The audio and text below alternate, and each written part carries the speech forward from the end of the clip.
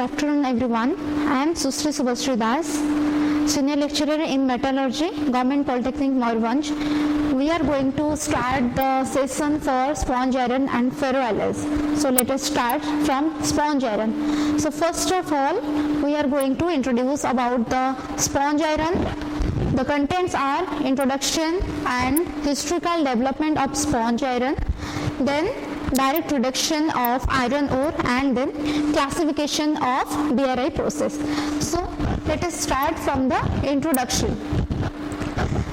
Before going to sponge iron making process, we should review from the beginning of the iron making process.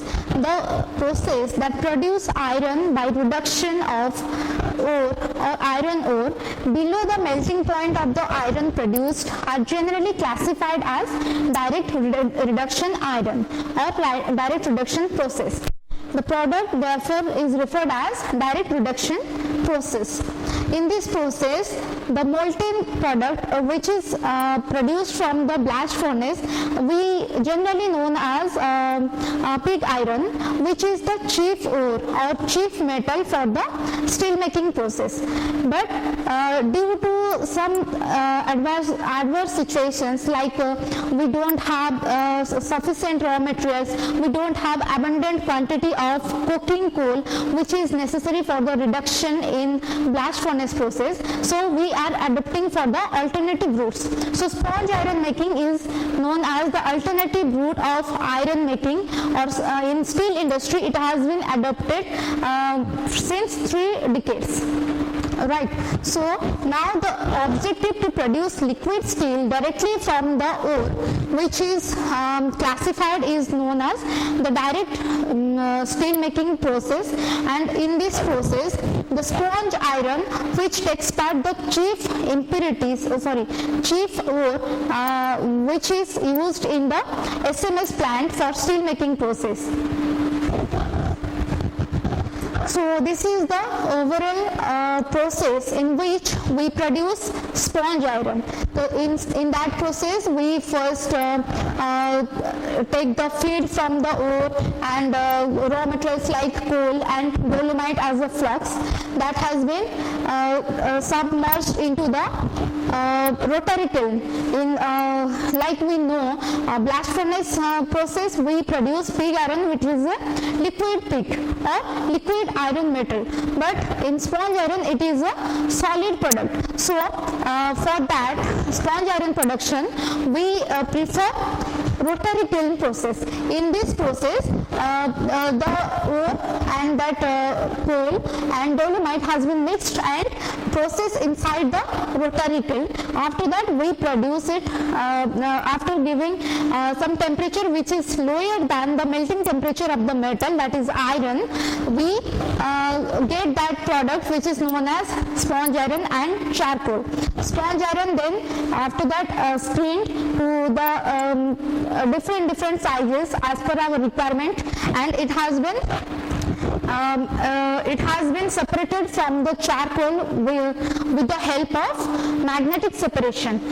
And after that, the magnetic parts of the sponge iron that has been used for the secondary material or inside the electric arc furnace for the production of steel. So after that,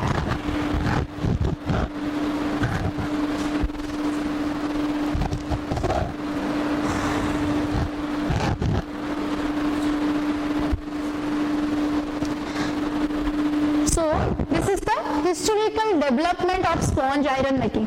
Sponge iron provides the main source for the many of the centuries for the steel making process.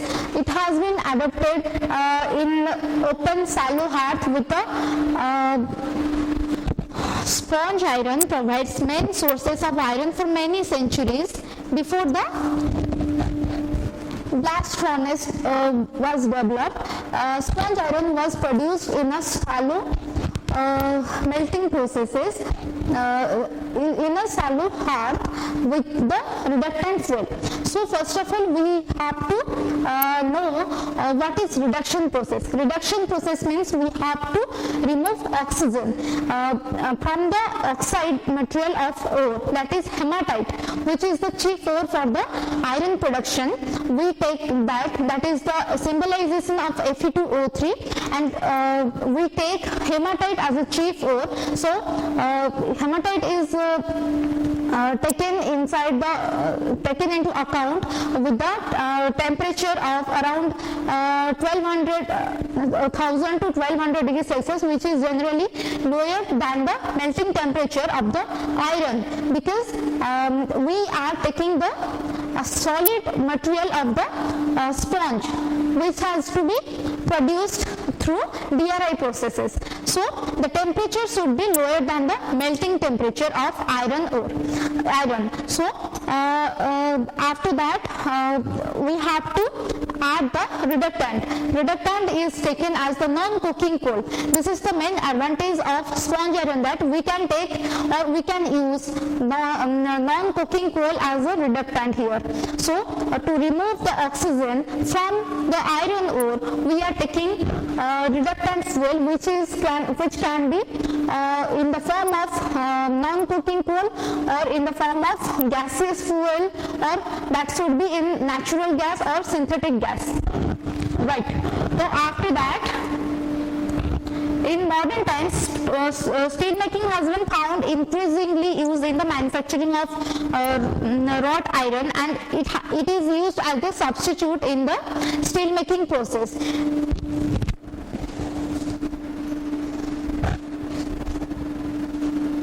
So this is the process flow chart for the manufacturing of sponge iron. First of all, with raw material, we take the coal, and in other rag we are taking the iron ore. So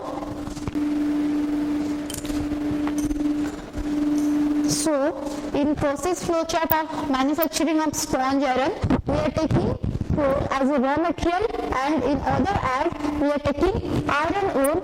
So after crushing the coal and the screening, and simultaneously with screening and crushing of iron ore, with the combination of limestone as a flux, we are taking in the storehouse. After that, it has been inserted inside the kiln, where we are taking or we are giving temperature up to 900 to maximum of 1100 degrees Celsius, where the reduction process takes place. Then after that, the product which has been produced from the kiln, we are taking it as a cooling factor using water, and after the cooling it has been crushed, and the intermediate being to be supplied, and the product is separated from the charcoal and the final sponge iron.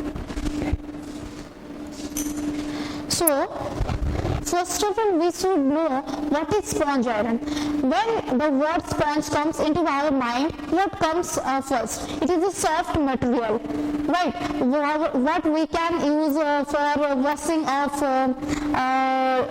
wet utensils, like washing our automotive particles or vehicles, or we can use in the furnitures also. So the structure is like soft and spongy in nature. So sponge iron, which has been produced from direct reduction iron, the topographical structure which we can observe under the microscope is like honeycomb structure. That means some voids are there inside the sponge iron structure. We can get that honeycomb structure with some voids, and which is similar to sponginess and sponge-like structure. So it is known as DRI, is also known as sponge iron.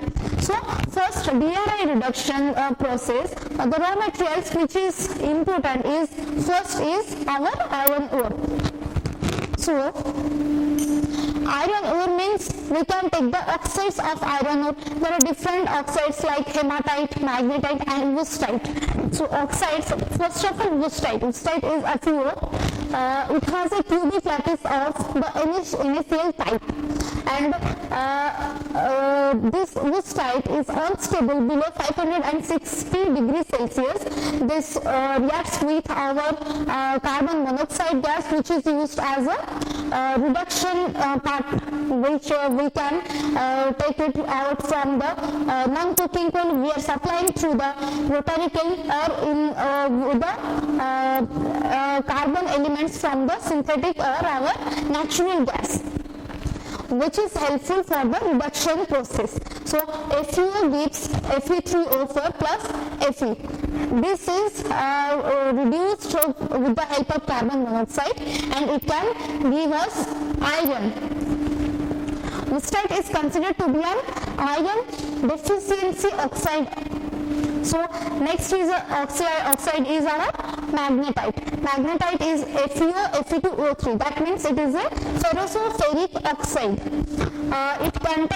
It is a strongly magnetic in nature, and it contains 72.4% of iron.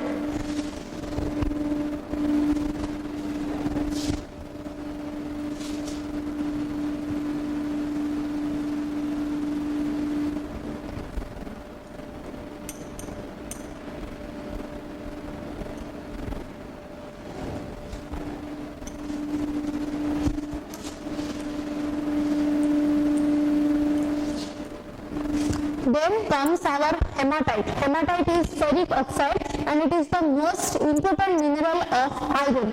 As we all know, it contains 70% of iron and 30% of oxygen in pure state. It contains some impurities like silica, alumina, calcium oxide and magnesium oxide also. So physical specifications are like size. Its size should be within 5 to 20 mm, and its silica content should be less than 3%. And the chemical specification is like the minimum content of the iron in hematite should be minimum of 65%, and sulfur should be 0.01%, and phosphorus should be 0.05%. So after that, the reducing agent which we are using here is a non-coking coal. Non-coking coal is used as a chief reductant in sponge iron process. Why it is used for sponge iron production? These are some of the qualities, like non-coking characteristics. This contains high as fusion temperature and low as content, low sulfur content, and good reactivity with a medium volatile material. So after that, we have to add some flux. So here we are taking dolomite or limestone as a flux. Limestone is used as a desulfurizer in the production of sponge iron. As we all know, for steel making production, sulfur content in the iron should be less. So a limestone or dolomite is used as a desulfurizer in this production. After that, classification of alternative routes of iron making in this process. Okay, so we are using two types of reductant. First one is solid reductant, second one is gaseous reductant. In solid reductant, we are using coal. Coal is used as a basic reduction process, and other one is a gas-based reduction process. So these are some of the processes like Midrex process, HIL process, SLRN process, aqua process, Prodier process, and HIB process. So in Midrex process, the reactant which is used is the shaft, and the ore which is used are in the form of lump or pellet, and the reductant used are gaseous. As well as similarly HIL process, the reductor used is a retort, and ore is as similar as the Midrex process, that is in the form of lump or pellet, and the reductant used is gaseous. Then SLRN occurred, and in Kodia process we are using inside a rotary kiln, and the ore used are in the form of lump or pellet, and the reductant which is used is a solid, that means we are using coal. In HRB process, fluidized bed is used as a reductant, and fine materials or fine particles of iron is taken as a ore, and reductant is used here is also a gaseous.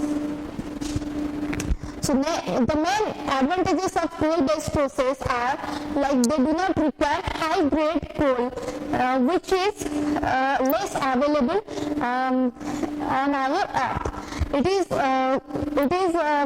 not abundantly available, so we can use non-cooking coal in this process, and they can be installed at a lower capacity. Like the capital cost of a blast furnace is very high, but for production of sponge iron, which we are using basically rotary kiln, the installation and the capital process is a very low capacity.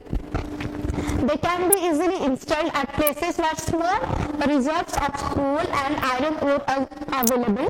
Modules of small scale operation are available. So these are some of the main advantages, and here comes some disadvantages of coal-based process. In coal-based process, the disadvantage is lower economy of scale, and second one is high energy consumption, which is around 16 to 21 gigajoule per ton. Then low carbon content in the product and lower productivity, which is around 0.5 to 0.9 ton per metric cube per day. Next is our hot feeding to the heat to the steel making furnace, and hot briquetting are not possible due to the presence of residual char and ash in the DRI. Next process which is used is a gas-based process. In gas-based process, reformed natural gas is used as a reducing agent. The process based on the gaseous reduction are confined to the area where natural gas is available in abundantly in a reasonable price. So the following processes in gas-based process are like retort process, which is adopted in HYL1 process and Hogan's process. In fast furnace processes, we are using like Midex process, HYL3 process, Puro4 process, and some other processes. In fluidized bed processes, we are taking Finbed process, FIUR process, and similar other processes. In gas-based processes, the advantages are this is a high productivity performance of the product, and low energy consumption, that is around 10.5 to 14.5 gigajoule per ton. Then higher carbon content in the product, that is more than 1%. So for now this is it. Thank you.